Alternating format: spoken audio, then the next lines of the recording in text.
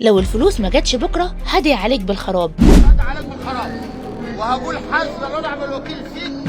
مصري داخل الحرم المكي يشعل السوشيال ميديا بسبب مكالمة غريبة في مشهد لا يصدق حصل قدام الكعبة المشرفة وخلى السوشيال ميديا كلها تشتعل. الفيديو كان عبارة عن راجل واقف بيعمل عمرة وواقف قدام بيت الله الحرام، لكن بدل ما يكون مشغول بالدعاء لنفسه كان ماسك التليفون وبيتكلم مع واحد مديون له بفلوس، وكلامه كله كان صادم للكل لدرجة إن الناس طلعت موبايلاتها وابتدت تصور. 7200 مجال سنه واثنين وثلاثه واربعه وكلتن عليهم. والفيديو كان عبارة إن الراجل بيتكلم في التليفون وصوت مليان قهر وغضب وبيقول له أنت واخد مني 7000 جنيه، صبرت عليك سنة واتنين وأربعة، لو الفلوس ما جاتش أنا هدعي عليك، النهاردة هدعي لك بالعمار، لكن لو الفلوس ما جاتليش لحد بكرة هدعي عليك بالخراب.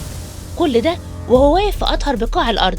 الفيديو انتشر زي النار في الهشيم وناس كتير علقت عليه، والبعض شايف إنه عنده حق وفلوسه مش من حق حد، والبعض التاني شايف إن الدعاء على حد في مكان زي ده ممكن تكون استجابته سريعة وإنه كان المفروض يدعي له بالهداية بدل ما يدعي له بالخراب. لكن المفاجأة الحقيقية لسه جاية. بعد ما الفيديو انتشر الراجل اختفى تماما، حصلت حاجة ما كانش حد متوقعها.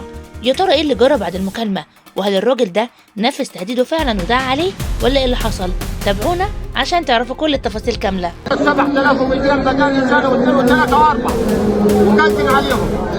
انت بعتهم ليش النهارده وبكره؟ النهارده هدعي لك بالعمار، بكره ان ما بعتهمش هدعي عليك بالخراب وهقول حسبي ونعم الوكيل فيك ان ما بعتهم لي.